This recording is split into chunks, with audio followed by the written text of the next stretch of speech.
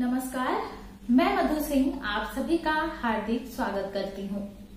जैसा कि आप सभी जानते हैं, यह वर्ष हिंदी के प्रसिद्ध कथाकार फणीश्वर नाथ रेणु की जन्मशती का वर्ष है और उनको लेकर लगातार तरह तरह की वेब संगोष्ठियों का आयोजन किया जा रहा है।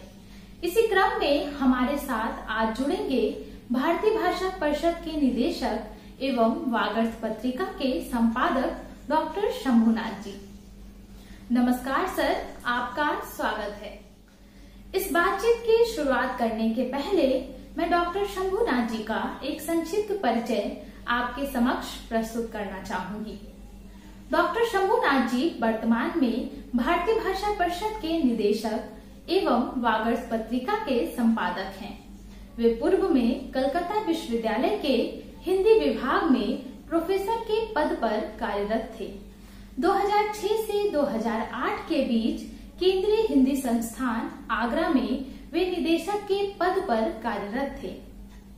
उन्होंने हाल ही में हिंदी साहित्य ज्ञान कोश का संपादन भी किया है।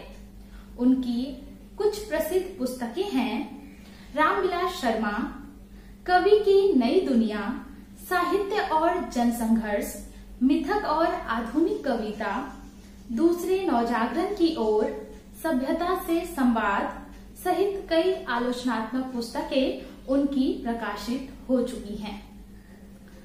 तो इस बातचीत को आगे बढ़ाते हुए हम कुछ प्रश्नों के माध्यम से फणीश्वर नाथ रेणु को और भी भली भांति समझने की कोशिश करेंगे। तो सर से मेरा पहला प्रश्न है कि चूंकि यह वर्ष हिंदी के प्रसिद्ध कथाकार फणीश्वर नाथ रेणु की जन्मशती का है, तो आप आज फणीश्वर नाथ रेणु को किस रूप में याद करना चाहेंगे? नाथ रेणु हिंदी के बहुत ही प्रसिद्ध और महत्वपूर्ण कथाकार हैं। उनके युग से हमारा युग अब काफी अलग है और कई बिंदुओं पर उस युग से आज भी हमारा संबंध बना हुआ है। उस संबंध को हम ऐसे देख सकते हैं कि रेणु के जमाने में एक तरह से विश्व मानववाद था।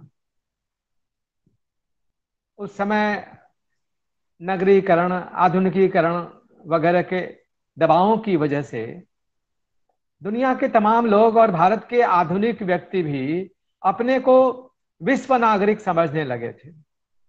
वे खास तरह से विश्व मानववादी, विश्व नागरिक अपने आप को समझने लगे थे। इस परिदृश्य में रेणु ने आंचलिक कथाओं की रचना की, उपन्यास लिखे, कहानियां लिखी। मैला आंचल, तीसरी कसम जैसी कृतियां उनकी अमर कृतियां हैं, हम जानते हैं। तो आज का युग उस पुराने युग के अंतर्राष्ट्रीयतावाद या 1950-60 के बीच के दौर के विश्व मानववाद से इस अर्थ में भिन्न है कि आज का युग भूमंडलीकरण का युग है। भूमंडलीकरण के युग में स्थानीयता भी अपने को व्यक्त करना चाहती है, उसकी भी अपनी एक आवाज होती है। यदि देखा जाए तो रेणु से हम इस अर्थ में भी जुड़ते हैं कि रेणु ने विश्व मानववाद के युग में, आधुनिकतावाद के युग में, जब सब अपने को विश्व नागरिक समझ रहे थे, ग्लोबल समझ रहे थे, उस युग में उन्होंने अभिजात्य के समानांतर बौद्धिक देशज बौद्धिकता का निरूपण किया और उन्होंने आंचलिकता को एक महत्वपूर्ण केंद्र बना करके अपनी सारी रचनाएं लिखी। उनकी सारी रचनाओं में जो देशज वाणी और संस्कृति है वह व्यक्त हुई। लोगों की इच्छाएं, उनकी आकांक्षाएं, उनके संघर्ष, उनकी अपनी संस्कृति के भीतर से, उनकी अपनी वाणी के भीतर से मुखरित हुई है। ये रेणु के कथा साहित्य की एक बहुत बड़ी खूबी है और आज भूमंडलीकरण के जमाने में स्थानीयता का क्या महत्व है, ये हम रेणु के कथा साहित्य से समझते हैं। दूसरा मुद्दा जो हमें आकर्षित करता है वो यह है कि रेणु के एक उपन्यास मैला आंचल में हम डॉक्टर प्रशांत को देखते हैं, जो एक तरह से गांव में आधुनिकीकरण का प्रतीक बनकर आता है। और उस गांव में मलेरिया फैला हुआ था, हैजा फैला हुआ था, एक महामारी का सा दृश्य था, जो आज भी हम इस कोरोना काल में, इस कोविड-19 के काल में हम आज भी अपने आसपास देखते हैं कि डॉक्टरों की कितनी अहमियत है, उनकी भूमिका कितनी बढ़ गई है। और हर तरह के डॉक्टर हैं जो सेवा भावना से काम कर रहे हैं, कुछ मुनाफा के उद्देश्य से भी काम कर रहे हैं। तो प्रशांत एक डॉक्टर के रूप में तमाम ऊंचे ऑफर ठुकरा कर गांव में सेवा करने का व्रत लेता है और मेरीगंज पहुंचता है, पूर्णिया के मेरीगंज में, और वहां जोखम, अपने जीवन को जोखम में डाल करके भी मलेरिया और हैजा से पीड़ित लोगों की सेवा करता है। तो आज इस महामारी के युग में डॉक्टर प्रशांत का चरित्र भी एक तरह से हमारे लिए बहुत रेलिवेंट हो जाता है। तो इन दो वजहों से भूमंडलीकरण और महामारी, आज कम से कम इन दो संदर्भों में रेणु के कथा साहित्य को नए संदर्भों में देखा, जांचा जा सकता है। और मुझे लगता है कि उनका कथा साहित्य आज फिर महत्वपूर्ण हो चुका है। सर, अभी आपने अपनी बातचीत में मैला आंचल उपन्यास का नाम लिया, जो कि फणीश्वर नाथ रेणु की बहुत ही चर्चित उपन्यासों में से एक है। यह उपन्यास अंचल केंद्रित उपन्यास होने के बावजूद कहां तक सार्वभौम मानव सत्य की बात कर पाया है? सही है कि रेणु ने मैला आंचल में गांव को चुना है, और गांव में भी एक अंचल केंद्रिकता वहां मौजूद है, जिसे आंचलिकता कहते हैं। इसके बावजूद हम देख पाते हैं कि यह उपन्यास किसी ग्रामीण अंचल का प्रकृति जो माने प्राकृतिक वर्णन, प्रकृतिवादी वर्णन उपस्थित नहीं करता, बल्कि अंचल केंद्रित होते हुए भी यह कहीं न कहीं मूल्य केंद्रित भी है, एक सार्वभौम मानव सत्य को भी व्यक्त करता है। एक श्रेष्ठ उपन्यास की, किसी भी श्रेष्ठ कृति की ये पहली खूबी होती है कि यदि वह एक गांव को, जीवन के एक खास हिस्से को भी उभारता है, तो उसके माध्यम से किसी न किसी रूप में सार्वभौम की प्रतिध्वनि, समग्र की प्रतिध्वनि होती है। रेणु प्रेमचंद की परंपरा के उपन्यासकार थे, पर उनसे कुछ विशिष्ट इस अर्थ में थे कि प्रेमचंद के उपन्यास में हम गांव और शहर दोनों पाते हैं। हम देखते हैं कि उनकी प्रवृत्ति रही है भारत के समग्र समाज की तस्वीर उपस्थित करने की। रेणु में थोड़ी उनसे अलग है, उनसे थोड़ी भिन्नता है। रेणु ने भारत के समग्र समाज की तस्वीर, अर्थात गांव और शहर दोनों की तस्वीर उपस्थित करने की जगह उन्होंने एक अंचल को चुना, और उन्होंने इसकी भूमिका में, मैलांचल की भूमिका में ही बहुत स्पष्ट कर दिया है कि उन्होंने गांव, एक पिछड़े गांव को भारतीय गांव का प्रतीक बना करके उपस्थित किया है। उनके इस कथन से ही बहुत साफ हो जाता है कि यह अंचल केंद्रित होते हुए भी सभी भारतीय गांवों का प्रतिनिधित्व करता है, और ऐसे समय के भारतीय गांवों का प्रतिनिधित्व करता है जिस समय वे गांव आधुनिकीकरण को स्पर्श कर रहे थे। गांव में आधुनिकीकरण की प्रक्रिया चल रही थी, और एक तरह से गांव में जो 19वीं और 20वीं सदी के पूर्वार्ध का जो सुधार आंदोलन था, गांव को जो सुधारना चाहते थे, देश में जो सामाजिक सुधार लाना चाहते थे, तो सुधार आंदोलन की प्रतिध्वनि भी मैला आंचल में मौजूद है। आधुनिकीकरण की प्रतिध्वनि भी मैला आंचल में मौजूद है। एक तरह से भारत के बदलते गांवों की तस्वीर है मैलांचल। तो इससे बहुत साफ हो जाता है कि अंचल केंद्रित होते हुए भी मैलांचल जैसे उपन्यासों में, मगर अन्य कृतियों में भी, उनके अन्य उपन्यासों में भी, अन्य कहानियों में भी हम पाते हैं कि उनकी कृतियों में समग्रतः भारतीय गांवों का भाव, दुख दर्द, भारतीय गांवों में जो कलह मौजूद है, चकचक है, रोज की जो दिक्कतें हैं, तो उन रोज की दिक्कतों, कलह, समस्याओं और बुरे से बुरे हालातों का सामना करते हुए भी गांव के लोग किस तरह एक जिजीविषा के साथ जीते हैं, यह दिखाया है रेणु ने।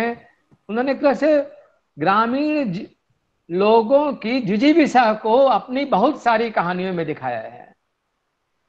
तो केवल उसमें अंचल की बात नहीं है, जीवन की बात है, जीवन की पीड़ाओं की बात है, जीवन की खुशियों की भी बात है कि उसी बुरी हालत में, उसी चकचक, रोज के चकचक और रोज की समस्याओं के बीच में, दैनिक जीवन के कष्टों के बीच में किस तरह गांव के लोग जीवन के आनंद को जीते हैं, किस तरह से वे, उनमें जीवन के आनंद की प्यास है, उनमें जीवन की भूख है, इसे उजागर करने का प्रयास किया है।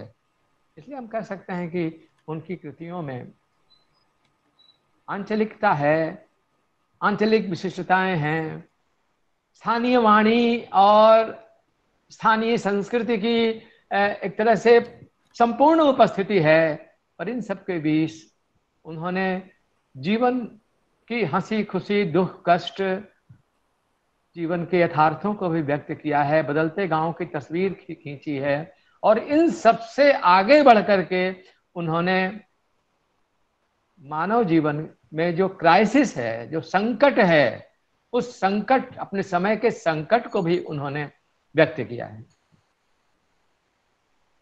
जी सर, अभी हम लोगों ने मैला आंचल उपन्यास का जिक्र किया। सर, मैला आंचल उपन्यास में एक पात्र है बामन दास, जो कि गांधी के आदर्शों पर चलता हुआ हमें दिखाई देता है। तो सर, आप यह बताइए कि बामन दास किस रूप में उन आदर्शों को बचा पाया है और कहां तक बचा पाया है वह? मैला आंचल जिस युग में रचा जा रहा था, वह एक तरह से आदर्शवाद से मोहभंग का भी समय था। हम देखते हैं कि यह एक तरह से पूरी तरह उत्तर गांधीवादी युग था। गांधी का अवसान हो चुका था, और गांव में तब भी, शहरों में भी ऐसे व्यक्ति तब भी मौजूद थे जो गांधी के मूल्यों और आदर्शों के साथ जी रहे थे, पर वे अपने जीवन और संघर्षों में धीरे धीरे अकेले पड़ते जा रहे थे। मैलांचल का जो बामन दास है, वह गांधी के मूल्यों और आदर्शों को लेकर चलता है। रेणु ने इस चरित्र को इसलिए इस उपन्यास में बहुत महत्वपूर्ण भूमिका दी है कि वे ये दिखाते हैं इस उपन्यास में कि किस तरह से वामन दास गांधी के मूल्यों और आदर्शों पर चलते हुए धीरे धीरे अकेला पड़ता जा रहा है, और उसका पूरा समय एक व्यापक राजनीतिक क्षय से, एक पॉलिटिकल डिकेडेंस से गुजर रहा है। जाहिर है, ऐसे में बामन दास का अकेलापन, उसकी उदासी और उसकी बेचैनी एक तरह से अपने समय को, समय के समुचे यथार्थ को बड़ी तल्खी से उद्घाटित करता है। हम देख सकते हैं कि मैला आंचल में बामन दास की मौत कैसे होती है। बामन दास अन्याय का विरोध करना नहीं छोड़ता। गांधी के जीवन और उनके विचारों का जो सार है वो है सत्याग्रह। जब बामन दास देखता है कि सामने से स्मगलिंग का एक ट्रक आ रहा है, ट्रक आ रहा है जिसमें स्मगलिंग का सामान रखा हुआ है, वो उसका विरोध करने के लिए ट्रक के सामने सत्याग्रह कर देता है। पर जो ड्राइवर है वह उस वामन दास को कुचलता हुआ अपनी राह पर चल देता है। एक तरह से उस समय के देश में जो आपराधिक गतिविधियां बढ़ रही थी, उस समय के देश में जो बहुत सारे मूल्य और आदर्श संकट में थे, रेणु ने उन मूल्यों और आदर्शों के संकट को दिखाया है और अंत में ये बताया है कि वामन दास का जो शव है वह इस तरह से रास्ते में पड़ा हुआ है कि जैसे भारत और पाकिस्तान, उस समय बांग्लादेश का एक बॉर्डर था वो जगह, तो वो दोनों के बीच, इस पार भारत है, उस पार आज का बांग्लादेश, उस समय का पाकिस्तान है। इसलिए उन्होंने भारत और पाकिस्तान की ईमानदारी और समूची इंसानियत को वामन दास ने दो डग में नाप लिया। ऐसा ही हम चित्र पाते हैं मंटो के टोबाटेक सिंह में, जब सांप्रदायिकता विरोधी तेवर रखते हुए और टोबाटेक सिंह जो एक पागल जैसा है, पर पागल टोबाटेक सिंह है कि पूरा जमाना पागल हो गया है सांप्रदायिक उन्माद में, ये मंटो ने दिखाया है उसमें। और उसकी लाश भी उसी तरह से पड़ी मिलती है, जिसकी एक तरफ भारत है, दूसरी तरफ पाकिस्तान है। तो ये टोबाटेक सिंह की कहानी का वो दृश्य हम देख सकते हैं कि वामन दास की अंतिम घड़ियों में जब स्मगलिंग का ट्रक उसे कुचल देता है तो वहां भी उसकी एक झलक मिल जाती है। जाहिर है कि आदर्शवाद भारतीय समाज से धीरे धीरे क्षयग्रस्त होता गया, आदर्श और मूल्य धीरे धीरे समाज से, राजनीति से विलुप्त होते गए। तो इसका भी एक दर्दनाक बयान है महिलांचल में। सर, मेरा अगला प्रश्न है, रेणु ने 1971 में सारिका के लिए दिए गए एक साक्षात्कार में कहा था कि देश की वास्तविक ताकत मजदूर और किसान है। क्या रेणु का यह विचार वास्तविक धरातल पर उतर पाया है? रेणु ने ये कहा था कि मजदूर और किसान भारत की वास्तविक ताकत हैं। निश्चित रूप से वे वास्तविक ताकत हैं, पर इसके साथ साथ इस यथार्थ का भी हमें सामना करना होगा कि वे हिंदुस्तान की वास्तविक ताकत बन नहीं पाए, बल्कि हिंदुस्तान की ताकत के वे शिकार हो गए, जो भारत के किसान और मजदूर हैं। रेणु ने अपने कई उपन्यासों में, अपनी कई रचनाओं में इसका चित्र खींचा है कि जो साधारण लोग हैं, जो छोटे छोटे दुखों, छोटे छोटे सुखों के बीच, छोटे छोटी खुशियों के बीच जीते हैं, अभावों और कलह के बीच भी उनके जीवन में भी आनंद की छोटी छोटी घड़ियां आती हैं और उनमें गहरी जिजीविषा है। तो उन्होंने एक आशाजनक तस्वीर जरूर खींची है भारतीय जीवन की अपने अपने अपने कृतित्व में। पर कहीं न कहीं धीरे धीरे हिंदुस्तान के भारत के किसानों और मजदूरों के क्षमता विहीन होते जाने की कथा भी वो कह रहे हैं कि कैसे लोकतंत्र अब किसान और मजदूरों के पास अब भी नहीं पहुंचा है, और वो धीरे धीरे वो एक एलीट क्लास में, एलीट मध्य वर्ग में वो हिंदुस्तान की ताकत पहुंच रही है। तो ये बड़ा विभाजन एक तरह से पैदा हो रहा है। आमतौर पर उनके सारे उपन्यासों में, उनके सारे नहीं अधिकांश उपन्यासों में और अधिकांश कहानियों में किसान चरित्र ही हैं, गांव से जुड़े हुए चरित्र ज्यादा हैं। केवल गांव की वाणी और संस्कृति ही नहीं है, चरित्र भी गांव के हैं। तो वे सब चरित्र बहुत बुरे हाल में हैं, सब लोग बहुत बुरे हाल में हैं, पर इस बुरे हाल में भी उनके अंदर जिजीविषा बहुत ज्यादा है। ठीक है, महिलांचल का एक प्रसंग है कि गांव में जो निमोनिया से पीड़ित बच्चा है वह गीली धरती पर भी सोते हुए जी उठता है। तो ये जो लोहे सा प्राण है भारत के किसान और भारत के कृषक जीवन में, जो एक करेड़ जान है और वो जल्दी घुटने नहीं टेकती है ये जान। तो एक बच्चा जो निमोनिया से पीड़ित है उसको तो आज के जमाने में कितनी हिफाजत से गर्म हालत में और बचा के लोग रखते हैं, किस किस तरह से। लेकिन गांव का वो किसान अगर निमोनिया से पीड़ित है, इस कथा में थोड़ी अतरंजना हो सकती है। दरअसल कथाकार तो कहानी में हमेशा यथार्थ का ही हुबहू चित्र नहीं खींचता, वो झूठ भी बोलता है, पर उस झूठ के भीतर से सच होता है। और वो सच इस प्रसंग में यह है कि भारत का के कृषक जीवन में गहरी जिजीविषा है और बड़े से बड़े संकट का मुकाबला करने की क्षमता उसके भीतर। सर, आज लगातार सामुदायिक विमर्शों की बात होती रही है, जैसे कि दलित विमर्श, किसान विमर्श, स्त्री विमर्श और न जाने कई अन्य विमर्शों पर भी बातचीत होती रही है।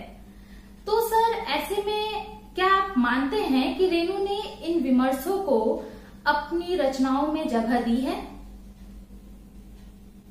ये इस समय जो हिंदी में और अन्य भारतीय भाषाओं में भी स्त्रीवाद या दलित विमर्श की चर्चा हो रही है और पिछले लगभग 30-35 सालों से इस पर चर्चा हो रही है।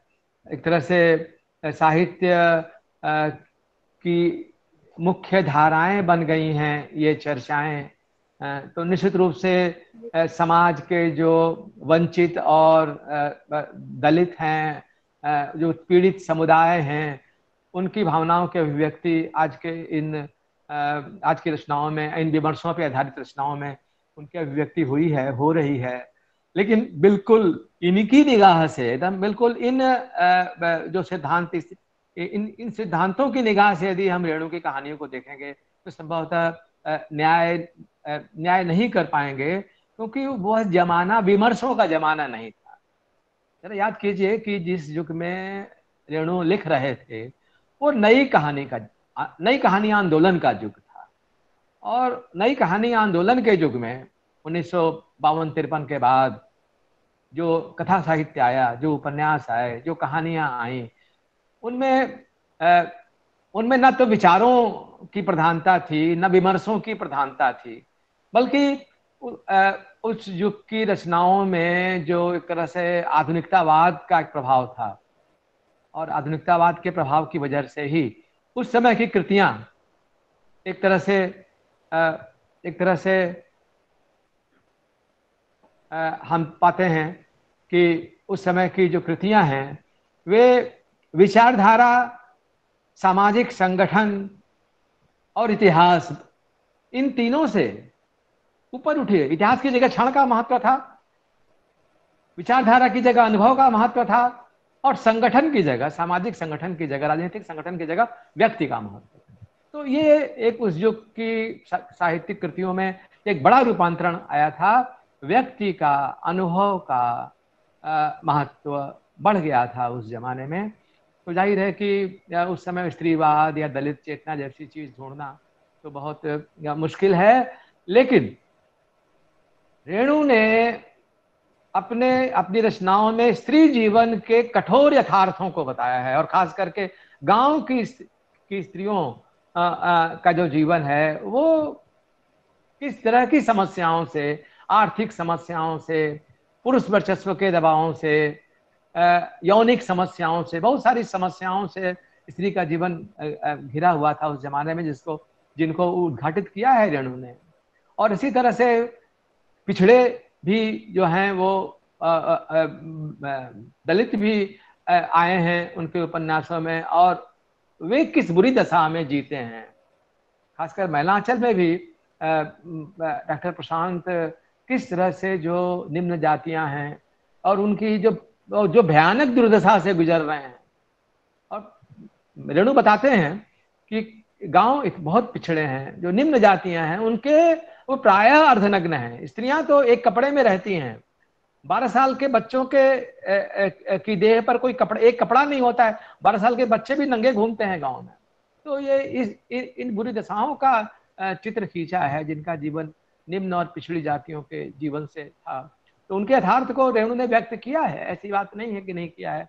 उत्पीड़न, जाति उत्पीड़न, स्त्री उत्पीड़न भी दिखाया है उन्होंने, पर उन्होंने इसका प्रकृतिवादी चित्रण नहीं किया है। इसको उन्होंने नॉस्टैल्जिक रुझानों के साथ नहीं दिखाया है। बाद में अभी पिछले 30-35 सालों में रेणु की कथा शैली के अनुकरण में बहुत सी कृतियां आईं, जिन कृतियों की सबसे बड़ी सीमा यह है, मैं कुछ रचनाओं की मैं नाम नहीं लेना चाहता हूं, पर सीमाओं को समझ लेना चाहिए कि वे उन रचनाओं में प्रकृतिवाद कहीं कहीं बहुत हावी हो जाता है। अर्थात जो यथार्थ है, जो फैक्ट है, उसका हूबहू वर्णन। प्रकृतिवाद यथार्थवाद में तब बदलता है जब हूबहू वर्णन के साथ कोई मूल्य दृष्टि जुड़ी होती है।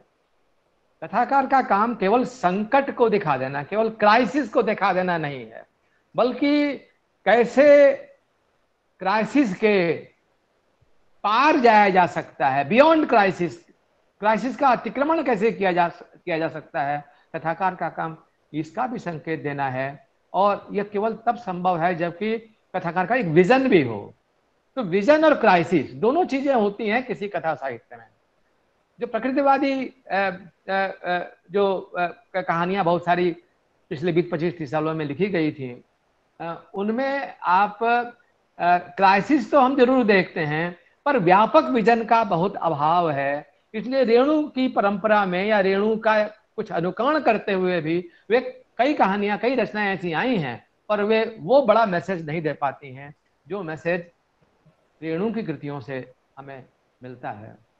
और अगर रेणु से थोड़ा बहुत सीखा होता उन्होंने, तो क्राइसिस के साथ साथ, प्रकृतिवादी वर्णन के साथ साथ वे एक मूल्य दृष्टि भी, व्यापक मूल्य दृष्टि भी व्यक्त करते। वे उसके साथ साथ एक बड़ा विजन भी उपस्थित करते। और इस स्वभाव के कारण ही रेणु का अनुकरण करते हुए भी बहुत से कहानीकारों ने एक तरह से उन्होंने बहुत रोचक कहानियां जरूर दी हैं। रोचक हैं, पढ़ने में बहुत मजा आता है, पढ़ने में कई रचनाएं मजा आता है, लेकिन उससे कोई मूल्य दृष्टि नहीं झलकती हो। तो ये फर्क है कि रेणु में सही बात है कि विमर्शों की कोई भूमिका नहीं है, लेकिन उनकी कहानियों में एक व्यापक विजन जरूर है। बातचीत में कहानियों का जिक्र किया। सर, फणीश्वर नाथ रेणु की प्रसिद्ध कहानियों में से एक है तीसरी कसम, जिस पर 1977 में फिल्म भी बनी थी। तो सर, उस पर आप क्या कहना चाहेंगे? तीसरी कसम एक बहुत ही महत्वपूर्ण कहानी है, और यदि रेणु के पूरे व्यक्तित्व को समझना हो, उनकी मूल्य दृष्टि को समझना हो, तो यदि मैला आंचल तो है ही एक बड़ी कृति के रूप में, और मैला आंचल में जो उन्होंने जो जितनी बड़ी कृति है, उतनी बड़ी कृति उसके बाद नहीं लिखी गई। आमतौर पर देखा जाता है कि कथाकार धीरे धीरे विकास करता है, और कई बार ऐसा होता है कि उसकी अंतिम कृति सर्वश्रेष्ठ कृति होती है। जैसे प्रेमचंद की अंतिम संपूर्ण कृति गोदान सर्वश्रेष्ठ कृति है, प्रसाद की अंतिम कृति कामायनी उनकी सर्वश्रेष्ठ कृति है, लेकिन रेणु की पहली कृति मैला आंचल ही उनकी सर्वश्रेष्ठ कृति है। वे प्रति परिकथा में अपनी उस महानता को, अपनी उस श्रेष्ठता को, अपनी उस व्यापक सौंदर्य दृष्टि को, यथार्थ की पकड़ को, वे उसका बहुत विस्तार प्रति परिकथा में नहीं कर पाते। या इसी तरह से हम कह सकते हैं कि तीसरी कसम भी उनकी कहानी शैली, उनकी कहानी दृष्टि का वो भी एक तरह से उसकी ऊंचाई है वो तीसरी कसम। तो पहली बात तो ये हुई। दूसरी बात ये हुई कि कई बार उस युग की रचनाओं को नगर कथा और ग्राम कथा में विभाजित करके देखा जाता है। नगर कथा के श्रेष्ठ कहानीकार माने जाते हैं राजेंद्र यादव, कमलेश्वर, निर्मल वर्मा, मोहन राकेश आदि। और ग्राम कथा की जब बात आती है तो भैरव प्रसाद गुप्त, मार्कंडे, नागार्जुन भी उनसे जोड़े जाते हैं और रेणु की बात आती है। मुझे लगता है कि ये विभाजन बहुत गलत है। दरअसल नई कहानी आंदोलन के युग में ही रेणु के व्यक्तित्व और उनके कृतित्व का प्रस्फुटन हुआ था। नई कहानी की जो एक जो योगदान है, अवदान है, वो अवदान ये है कि नई कहानी ने व्यक्ति के अकेलेपन को उपस्थित किया। नई कहानी में अनुभूति की प्रधानता है, अकेलेपन की प्रधानता है, उसकी निस्संगता की प्रधानता है। एक तरह से यह आधुनिकता बोध जितना निर्मल वर्मा की शहर केंद्रित कहानियों में है, वैसा ही आधुनिकता बोध रेणु की अंचल केंद्रित कहानियों में है।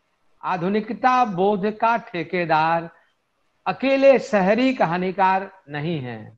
देशज बौद्धिकता के साथ अपनी कथात्मक क्षमता को उपस्थित करने वाले रेणु जैसे कहानीकारों में भी आधुनिकता बोध है।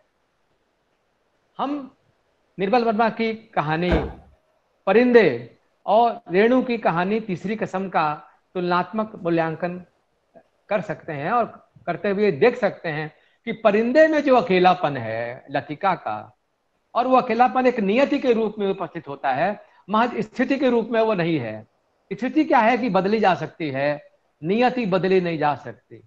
हमारे देश में आधुनिकीकरण जिस रूप में आ रहा था, अपने क्रूर अमानवीय रूप में, उसमें हर अच्छा इंसान, हर मूल्यबोध संपन्न इंसान धीरे धीरे अकेला पड़ता जा रहा था। वो कहीं ना कहीं बहुत निस्सहायता का अनुभव करता था। इस तरह का अकेलापन, इस तरह की निस्सहायता हम तीसरी कसम के हीरामन में भी पाते हैं। आप आरंभ से देख लीजिए इस कहानी में कि इसकी शुरुआत होती है तीसरी कसम उर्फ मारे गए गुलफाम, ये कहानी है। तो इसमें हम पाते हैं कि हीरामन हीराबाई को ले जाता है, अपनी बैलगाड़ी में ले जाता है, और कैसे एक सरल और निष्कलंक मन का व्यक्ति है हीरामन। रेणु अक्सर, और प्रेमचंद की परंपरा में ही हम कह सकते हैं कि रेणु अक्सर ग्रामीण मन की कोमलता और निष्कलंकता को, उसकी मधुरता को बार बार उजागर करते हैं। और देखते हैं कि ग्रामीण मन की उस निष्कलंकता, उस कोमलता और उस मधुरता को बचा कर रखने का मतलब है कि कुछ उच्च मानवीय मूल्यों को बचाकर रखना। तीसरी कसम में ही रेणु ये दिखा देते हैं कि अब इन चीजों को बचा पाना संभव नहीं है, क्योंकि जो नाचने गाने वाली जो बाई, हीराबाई आती है कंपनी की ओर से, नाचने गाने वाली कंपनी है उसकी तरफ से जब वो आती है, और तो वो आप देखते हैं कि जब उसका नाच होता है तो गांव के लोगों की सांस्कृतिक रुचि में किस तरह विकृतियों की घुसपैठ होने लगती है। और अब वो वैसी रुचि, और गांव के जीवन में कैसे विकृतियां घुस रही हैं ये दिखाया है। जो हीराबाई जब नाचती हैं तो बहुत भद्दी टिप्पणियां होती हैं उसके ऊपर में, और उसके माध्यम से उसने रेणु ने गांव के जीवन में, सांस्कृतिक जीवन में प्रवेश कर रही जो कुरुचि है उसका उद्घाटन किया है। और हीरामन को उसके समानांतर एक अच्छे भले भोले सरल निष्कलंक इंसान के रूप में, ग्रामीण इंसान के रूप में रखा है। पैरेलल कंट्रास्ट उन्होंने उपस्थित किया है। इसमें यह है कि जो सौदागर व्यापारवाद, जो एक तरह का मनोरंजन उद्योग का भी वो एक तरह से प्रतीक हम कह सकते हैं उस कंपनी को, कि किस तरह से बाजारवाद का प्रवेश हो रहा है सांस्कृतिक दुनिया में बहुत, और उससे बड़ी समस्याएं पैदा हो रही हैं। तो उसके भी चित्र खींचा है कि एक लोक कथा महुआ घटवारिन की रेणु उपस्थित करते हैं कि किस तरह से महुआ घटवारिन जिससे प्रेम करती थी उससे अलग करके ये जो बाजार सभ्यता है, जो सौदागरी सभ्यता है, उस प्रेम को तोड़ करके किस तरह से महुआ घटवारिन को ले जाती है वो सभ्यता, और वो सौदागर ले जाता है। पर महुआ घटवारिन विद्रोह करती है और वो अपनी जान दे देती है। उसके समानांतर हीराबाई। अब हीराबाई को देखे कि हीराबाई एक बार हीरा मन के आचरण से, उसकी सुरुचि से, उसके मधुर गायन से और उसके हृदय की कोमलता से प्रभावित होकर के उसे कुछ रुपए पैसे देना चाहती है कि भाई रख लो कुछ पैसे, बख्शीश रखो, बख्शीश जिसे आप कहते हैं, बख्शीश। और हीरामन तो उस रुपए पैसे की संस्कृति में पला व्यक्ति नहीं था। उसने देखा हो उस संस्कृति को, पर अभी उसका वांग अभी तक नहीं हो पाया था। इसलिए वो कहता है इस हमेशा रुपया पैसा रखिए, ये रुपया। दरअसल वो हीराबाई से एक अलग तरह का लगाव अनुभव करता है, एक मानवीय लगाव अनुभव कर सकते हैं, मानवीय लगाव कर सकते हैं, उसका प्रेम भाव भी कह सकते हैं। वो उस तरह का अनुभव करता है, जबकि हीराबाई तो कंपनी की औरत है।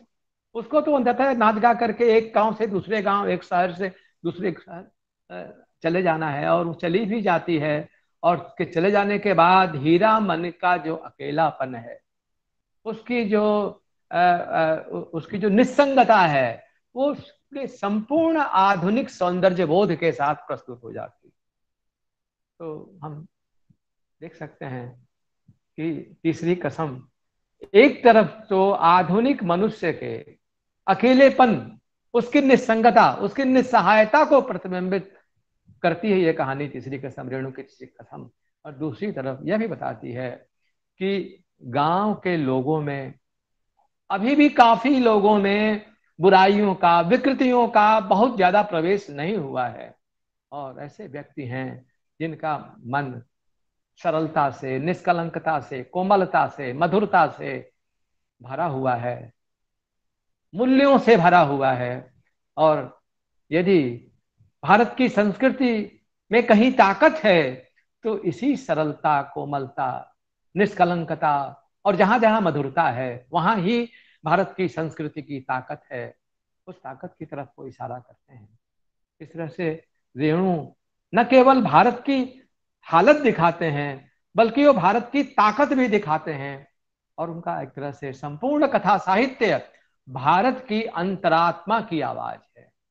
यह ग्रामवासिनी भारत माता के हृदय की आवाज है जो उनके कथा साहित्य में व्यक्त हुई है। और आज तो हम इस कठिन संकट के समय में हम देख सकते हैं कि किस तरह से भारत माता, ग्रामवासिनी भारत माता की अंतरात्मा, एक तरह से भारत की अंतरात्मा गहरे संकट के दौर से गुजर रही है, और सरलता की जगह चालाकी बहुत बड़ा जीवन मूल्य बनती जा रही है। ऐसे दौर में तीसरी कसम जैसी रचनाएं, प्रशांत जैसे डॉक्टर और रेणु जैसे कथाकार हमारे लिए बहुत महत्वपूर्ण हैं, और उनको नए परिप्रेक्ष्य में देखने की जरूरत है। सर बहुत बहुत धन्यवाद आपका इस कार्यक्रम से जुड़ने के लिए। और इस बातचीत के माध्यम से मुझे उम्मीद है कि जो भी श्रोतागण इस बातचीत को सुनेंगे उनको एक नई दृष्टि मिलेगी फणीश्वर नाथ रेणु को समझने की। तो एक बार फिर से मैं आपको धन्यवाद देना चाहूंगी और अपने सभी श्रोताओं को भी धन्यवाद देना चाहूंगी कि उन्होंने इस बातचीत को बहुत ही ध्यान से सुना।